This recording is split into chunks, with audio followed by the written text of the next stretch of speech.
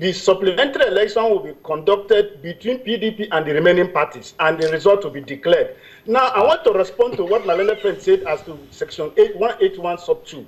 Section 181, the operative word there is duly elected.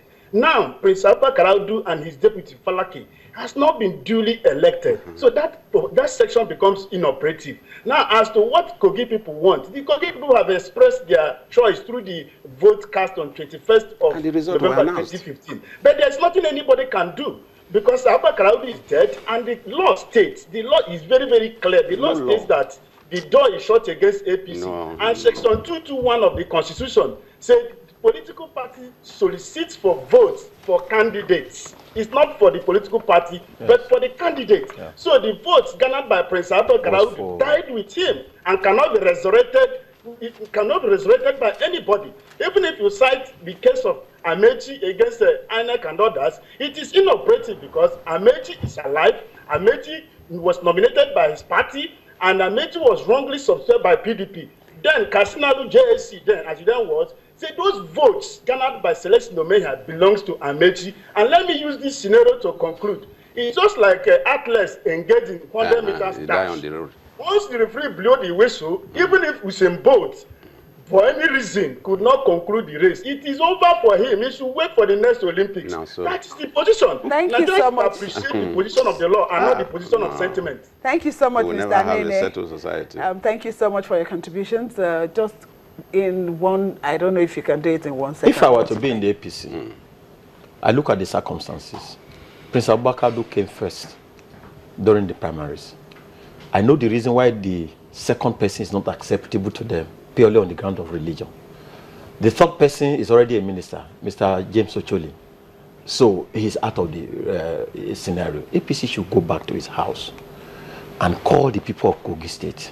I cannot see any reason why Faleke cannot claim his mandate afresh. I cannot see any reason. Not the mandate of Abubakar Audu, but to be a representative of APC in a fresh election. I cannot see any reason. Okay, for me, we have a little more time. So, okay, for me, election, like I said, is a pyramid, and at the apex, all the lawyers that have spoken so far have said that because everything stopped, the law that anybody will call stopped before the election, before election commences, if the man dies. Now the man dies after election has been concluded. There is no law that says what we should do if a man dies while waiting for the result of an election at the apex. But he has had the result because in the eyes of the law, when the collating officer at the apex was declaring it inconclusive, Audu was still alive. And therefore, he ought to have declared the result as it were. And if he has done that, so Audu was still alive in the eyes of the law. Are you sure? Do you have his death certificate? No, listen now. Let us go by what happened that day. No, it didn't show the death certificate. In the eyes of the law, in that very the law is the death certificate. No. As the law that pronounces at the time, as at the time we heard of Audu's death, the man has declared it inconclusive. That's when you have. And the man, you don't know when the death happened. Can you just give me some little breath? Sir. The man who bungled the election never said that I am doing this because Audu has just passed on. He never told us. He hinged it on the fact that the elections that were cancelled and the elections that didn't take place were more than the difference between Audu and the closest rival, Wada. And this is where he allowed himself to be misled, because he would have extracted those areas where the election has been concluded on a note of finality. All those areas where there were thuggery. All those areas where the INEC people came and intimidated the people to accept manual voting, because that is what some of the report indicates.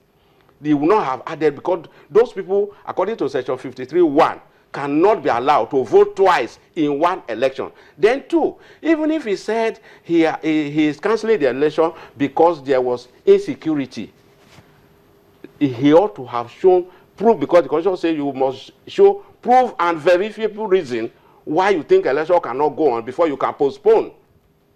And in all of this, the police need to come in to say, in that area, we could not manage the process. and therefore election be postponed. He did all that one within himself and allow himself to be misled by announcing that the election is inconclusive. And it is because of this singular word, inconclusive, that has thrown up this mess. And so INEC, in order to clean its image, should compel should have an internal mechanism, because the man took an oath, according to Section 28, that is going to be loyal, is going to be faithful to the Constitution, and he deposed to it before he assumed this job. The man should be prosecuted. And because if you don't prosecute him, if you don't prosecute him publicly, what happened is this. In subsequent election that's going to take place. Mr. Edoja, I'll take you back again. Okay. When you say the man should be prosecuted, yes. Did he break the law? Yes. How? He broke the law because there is no provision outside Section 53(2). If there is overvoting, overvoting is a mistake of INEC. The question, the other side of it is, the document he read out, yes, is here, on which he based his decision. Yes. Is that document legal? Yes. I'm not saying that. The INEC guideline is legal. Yes, very, very. So if he's reading out a legal document, yes, for which he's empowered to read out, yes, and based on that he takes a decision, are you now saying he broke the law? He broke the law because the difference in his calculation, he did not. Is that based on your sentiment? No, not sentiment. What happened that day? The question I should ask you, the collation officer that collated those results, are they fake INEC? Were they not part of the process? Can he sit in Lokoja that day and announce the result without those INEC officials coming to give him result? Those people cancelled the elections that needed to be cancelled, upheld those ones that needed to be upheld, and everybody agreed. The only unregrettable thing the APC did is that the agent at the collating center did not keep his eye on the ball. Otherwise, he would not have allowed the collating officer to add the result that the people have voted and cancelled by an INEC body to be added to the part of the 49. And beside that, we were also told that only 25,000 of the 49,000 has PVC, known to INEC. And therefore, those information would have guided him in reaching a decision of whether or not election was inconclusive, because he added the entire register. In law? Okay. In law, yes, he added the entire register. But INEC, because that's why the word may is there. Because he knew that only 25,000 people may vote. And out of the 25,000, not all of them will even come to vote. And the difference between these two bodies are just 8,000. We're just beating the thing. So we will continue to do this because I also know that in law, when common law fails, equity prevails. The nearest thing to do in the circumstances we have found ourselves is what my brother from Kogi has just said.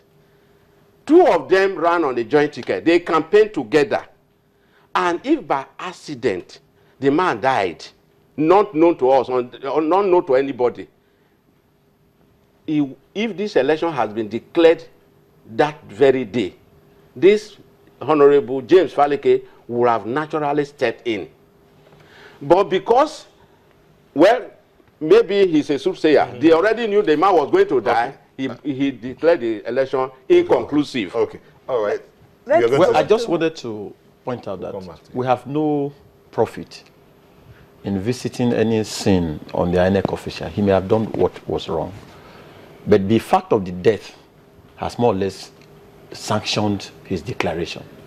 We cannot revisit that declaration now because it becomes academic. The law does not look at academic factors or exercise because you can't use the law in vain.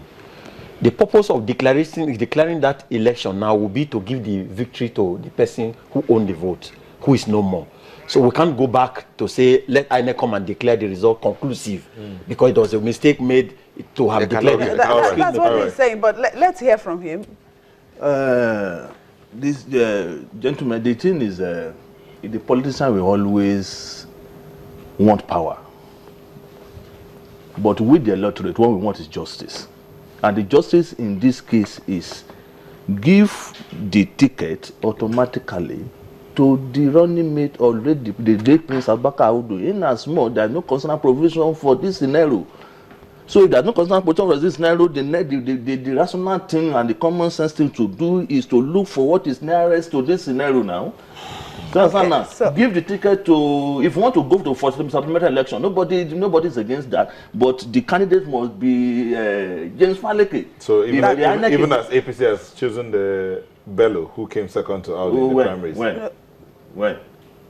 Okay. When did they choose Bello? Well, but what you want is for the deputy governor in waiting. It is not what I want. It's not. It's what to do. It's what it is a national thing to do. It's a national thing to do. How do Faleke to come into the sort of the late Audu? This certainly is not the best of times for I'm sure all of the judges, because they have their jobs cut out for them, because you have all of these different opinions. But hey, thank you so much for coming on this morning. Let me say thank you to the legal practitioner in our Abuja studios, Mr. Emmanuel Anene. Thank you for your contributions.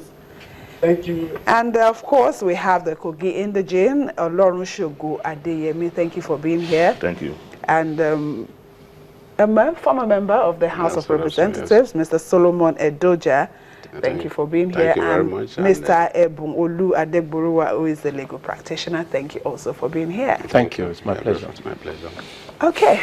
We'll be back in a moment. We'll go on a break.